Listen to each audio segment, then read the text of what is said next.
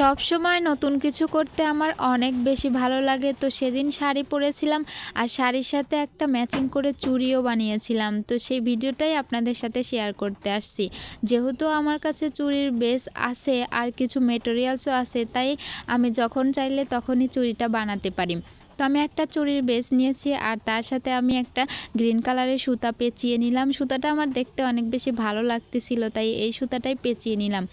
তারপরে সুতা পেঁচানো হয়ে গেলে তার উপরে একটু ফেব্রিক গ্লু লাগিয়ে নিব, কারণ আমি এখানে কুন্দন বসাবো। তো মাঝখানে একটা গোল কুন্দন বসালাম আর চারপাশে না, সাইডে বলা চলে, সাইডে দুটা পাতা পাতা কুন্দন বসালাম। আমি জানি না এটা কীরকম ডিজাইন হবে, কিন্তু মানে যেরকম মনে আসতেছিল সেরকম ডিজাইনই করতেছিলাম। এমনিতে আমি অলস আছি ঠিক আছে, কিন্তু কোনো কাজে বসলে সে কাজটা আমি মন দিয়ে করার চেষ্টা করি।